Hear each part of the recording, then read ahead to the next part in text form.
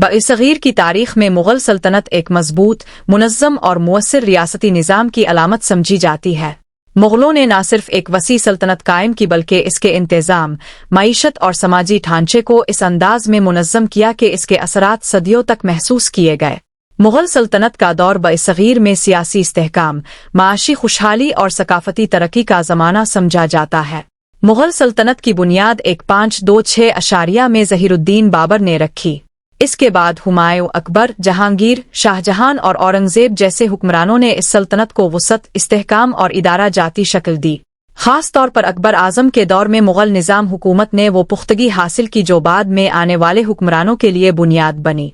Governance, निज़ाम हिकूमत। मुग़ल सल्तनत का निज़ाम हुकूमत एक मजबूत मरकज़ी बादशाहत पर कायम था। बादशाह रियासत का सरबराह, आला तरीन मुंतज़िम, सुप्रीम कमांडर और इंसाफ का आखिरी ज़रिया समझा जाता था। ताहम बादशाह मुतलक अलनान होने के बावजूद मुशीरों, वज़ीरों और आला अफसरान के ज़रिए हुकूमत चलाता था। मरकज़ी हुकूमत में वज़ीर आज़म, वज़ीर, दीवान, मीर बख्श, सदर अल-सुदूर और काजी अल-क़ज़ा जैसे अहम ओहदे शामिल थे। हर ओहदे की ज़िम्मेदारियाँ वाज़ेह थीं, जिससे इंतज़ामी नज़्म और ज़ब्त कायम रहता था। दीवान मालियात का निगरान होता, मीर बख्श फ़ौजी उमूर देखता और काजी अल-क़ज़ा अदालती निज़ाम का सरबराह होता था। मुग़ल इंतज़ामिया की रील की हड्डी मनसबदारी निज़ाम सिस्टम था। इस निज़ाम के तहत हर अफसर को एक मखसूस मनसब दिया जाता था जो इसकी हैसियत, तनख्वाह और फ़ौजी ज़िम्मेदारियों का तयन करता था। मनसबदार न सिर्फ इंतज़ामी अफसर होते थे बल्कि फ़ौजी खिदमात भी अंजाम देते थे, जिससे सिविल और मिलिट्री ब्यूरोक्रेसी में हम आहंगी पैदा होती थी। सूबाई सतह पर सल्तनत को सूबों में तकसीम किया गया था, जहां सूबेदार, दीवान, फौजद और काजी जैसे अफसरान तैनात होते थे। सूबेदार सूबे का इंतज़ामी और फौजी सरबराह होता था, मगर माली मामलात दीवान के हाथ में होते थे, जिससे इख्तियारात का तवाज़ुन कायम रहता था। इस निज़ाम ने मरकज़ और सूबों के दरमियान कंट्रोल को मुअस्सिर बनाया। मुग़ल सल्तनत की मईशत का बुनियादी सुतून ज़िराअत थी। ज़मीन से हासिल होने वाली आमदनी रियासत का सबसे बड़ा ज़रिया थी। मुग़लों ने ज़मीन की पैमाइश, पैदावार के तखमीने और टैक्स के मुनसिफाना तयन के लिए मुनज़्ज़म निज़ाम मुतारफ़ करवाया। अकबर के दौर में ज़ब्त निज़ाम सिस्टम नाफिज किया गया, जिसके तहत ज़मीन की पैमाइश करके औसत पैदावार की बुनियाद पर टैक्स मुकर्रर किया जाता था। इस निज़ाम का मकसद किसानों पर गैर ज़रूरी बोझ कम करना और रियासती आमदनी को मुस्तहकम बनाना था। किसानों को नकद अजनास की सूरत में टैक्स अदा करने की सहूलत दी जाती थी। मुग़ल दौर में नहरी निज़ाम, आबपाशी और ज़री पैदावार पर ख़ास तवज्जो दी गई। इससे न सिर्फ पैदावार में इजाफा हुआ बल्कि देही मईशत भी मुस्तहकम हुई। ज़री खुशहाली ने तिजारत और सनत को भी फ़रोग़ दिया। तिजारत मुग़ल मईशत का दूसरा अहम जुज़्व थी। अंदरूनी तिजारत के साथ साथ बैरूनी तिजारत भी उरूज पर थी। मुग़ल सल्तनत यूरोप, वस्त एशिया, ईरान और अरब दुनिया से तिजारती ताल्लुकात रखती थी। कपड़ा, मुसालहाजात, रेशम और दस्तकारी की अशिया दुनिया भर में मशहूर थी। करेंसी का निज़ाम भी मुस्तहकम था। सोने, चांदी और तांबे के सिक्के राइज थे, जो पूरे सल्तनत में कबूल किए जाते थे। इस यकसा माली निज़ाम ने तिजारत को आसान बनाया और माशी इस्तेहकाम पैदा किया। Social structures. मुग़ल दौर का समाजी ढांचा मुख्तलिफ तबकात पर मुश्तमिल था। सबसे ऊपर बादशाह और शाही ख़ानदान था। इसके बाद उमरा, मनसबदार और आला अफसरान आते थे। दरमियानी तबके में ताजिर, उलमा, सूफिया और हुनरमंद शामिल थे, जबकि निचले तबके में किसान और मजदूर होते थे। मुग़ल मुआशरा मजहबी तनव्वुह का हामिल था। मुख्तलिफ मज़ाहिब के लोग एक ही सल्तनत में रहते थे। अकबर के दौर में मजहबी रवादारी को फ़रोग़ दिया गया, जिससे समाजी हम आहंगी पैदा हुई।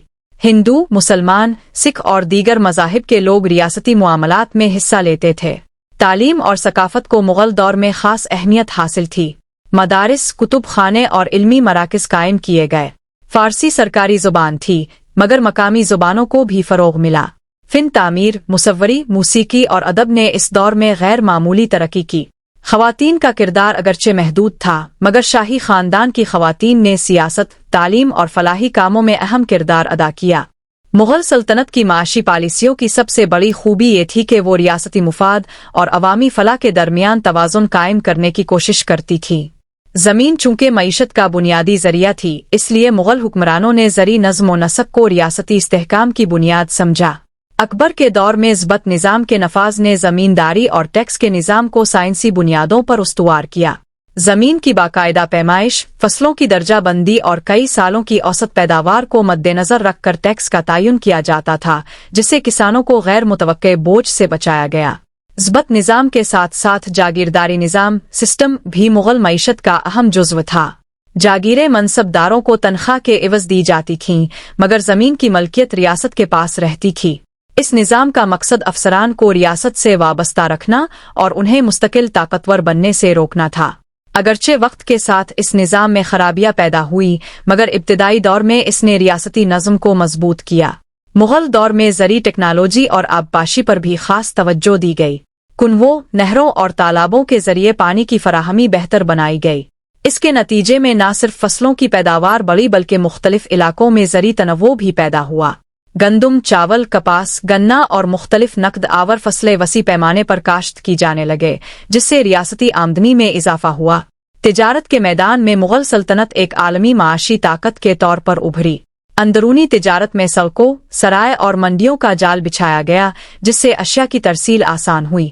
بیرونی تجارت کے ذریعے مغل سلطنت یورپی کمپنیوں، عرب تاجروں اور وسط ایشیائی قافلوں سے جڑی ہوئی تھی۔ ہندوستانی کپڑا، خاص طور پر ململ اور ریشمی کپڑے، عالمی منڈیوں میں بے حد مقبول تھے۔ مغل کرنسی سسٹم بھی معاشی استحکام کی علامت تھا۔ اکبر کے دور میں چاندی کا روپیہ ایک معیاری سکے کے طور پر رائج ہوا، جو پورے برصغیر میں قابل قبول تھا۔ اس یکساں کرنسی نے نہ صرف تجارت کو فروغ دیا بلکہ ٹیکس وصولی کو بھی آسان بنایا۔ مالی نظم و ضبط نے ریاست کو مضبوط معاشی بنیاد فراہم کی، جو ایک مؤثر حکومت کے لیے ناگزیر تھی۔ مغل دور کا سماجی ڈھانچہ ایک درجہ بند مگر متحرک نظام تھا۔ بعض افراد اپنی قابلیت، تعلیم اور فوجی خدمات کے ذریعے اعلیٰ مناصب تک پہنچ سکتے تھے، جو مغل معاشرے کی ایک اہم خصوصیت تھی۔ اشرافیہ اور امراء کا طبقہ ریاستی نظم و نسق میں کلیدی کردار ادا کرتا تھا۔ فنون لطیفہ، ادب اور تعمیرات کی سرپرستی زیادہ تر اسی طبقے کے ذریعے ہوتی تھی۔ اس کے برعکس کسان اور مزدور طبقہ معیشت کی بنیاد تھا، جن کی محنت پر پورا ریاستی ڈھانچہ کھڑا تھا۔ مذہبی تنوع مغل سماج کی نمایاں خصوصیت تھی۔ اکبر کی مذہبی پالیسیوں نے مختلف مذاہب کے ماننے والوں کو ایک دوسرے کے قریب لانے کی کوشش کی۔ اگرچہ بعد کے ادوار میں یہ رواداری کمزور ہوئی، مگر مجموعی طور پر مغل سلطنت ایک کثیر المذہبی معاشرہ رہی، جہاں مختلف ثقافتیں ایک دوسرے کے ساتھ موجود تھیں۔ تعلیم مغل سماج میں خاص مقام رکھتی تھی۔ مدارس میں دینی تعلیم کے ساتھ ساتھ فلسفہ، تاریخ، ریاضی اور ادب پڑھایا جاتا تھا۔ فارسین صرف درباری زبان تھی بلکہ علم و ادب کی زبان بھی سمجھی جاتی تھی۔ اس کے ساتھ ساتھ مقامی زبانوں میں بھی ادب تخلیق کیا گیا، جس سے ثقافتی تنوع کو فروغ ملا۔ خواتین کی حیثیت اگرچہ محدود تھی، مگر شاہی اور اشرافیہ کی خواتین نے سماجی اور سیاسی زندگی میں اثر و رسوخ قائم کیا۔ نورجہاں، جہاں آرا اور ممتاز محل جیسی شخصیات نہ صرف دربار میں بااثر تھیں بلکہ فلاحی اور تعمیری سرگرمیوں میں بھی حصہ لیتی تھیں۔ یہ پہلو مغل سماج کی پیچیدگی اور وسعت کو ظاہر کرتا ہے۔